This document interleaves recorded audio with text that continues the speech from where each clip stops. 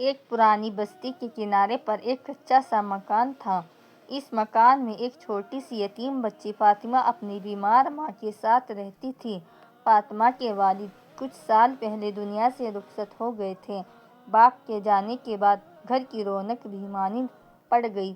غربت، فاقے اور مایوس ان کے گھر کے مستقل مہمان بن گئے تھے۔ فاطمہ ابھی صرف 10 سال کی تھی، لیکن حالات نے اس سے وقت سے پہلے بڑا کر دیا تھا۔ وہ دن رات ماں کے علاج اور گھر کے اخراجات کے بارے میں سوچتی۔ بستی کے بچے کھیلتے کودتے، لیکن فاطمہ اکثر مسجد کے صحن میں بیٹھ کر اللہ سے دعا مانگتی۔ یا اللہ، میری ماں کو صحت دے، ہمیں رزق عطا فرما اور مجھے بھی پڑھنے کا موقع دے۔ اس کی معصوم آنکھوں سے بہتے آنسوؤں میں وہ درد چھپا ہوتا جو الفاظ میں بیان نہیں ہو سکتا تھا۔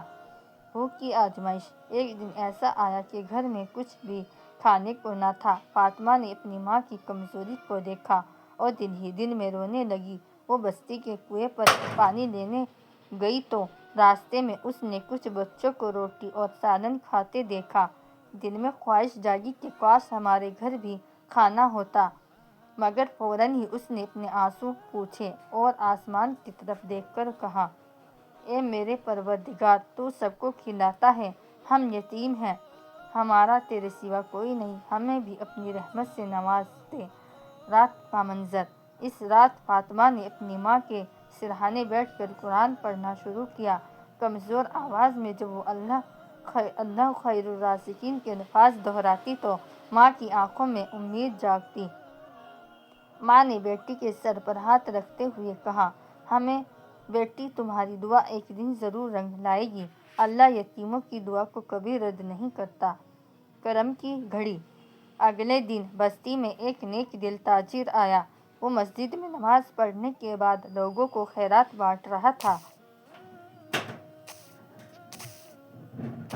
جب اس نے فاطمہ کو ایک کونے میں خاموش دیکھا تو قریب آ کر پوچھا، بیٹی، تمہارا نام کیا ہے؟ فاطمہ نے ادب سے کہا، فاطمہ۔ تاجر نے پوچھا، کیا تم کچھ چاہتی ہو؟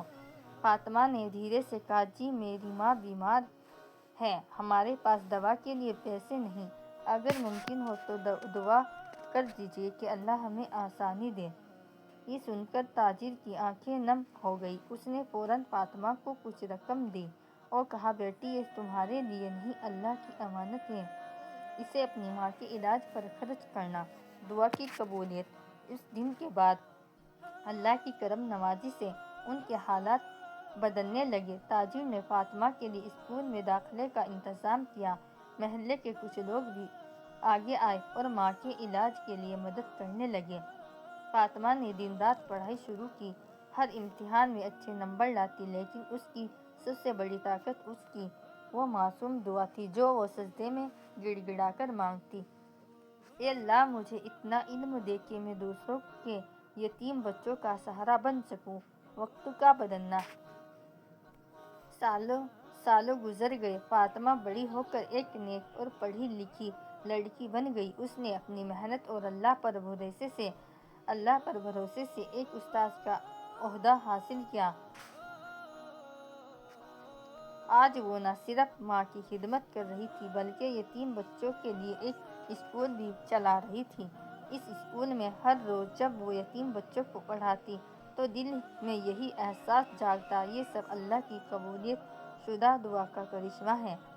یتیم لڑکی فاطمہ کی کہانی ہمیں یہ سکھاتی ہے کہ دعا کبھی ضائع نہیں جاتی۔ یتیم کی دعا اللہ کے ہاں بہت جلد قبول ہوتی ہے۔ صبر اور بھروسہ انسان کو اندھیروں سے روشنی کی طرف لے جاتے ہیں۔ فاطمہ نے اپنی معصوم دعا سے نہ صرف اپنی تقدیر بدلی بلکہ دوسروں کے لیے بھی روشنی کا چراغ بن گئی۔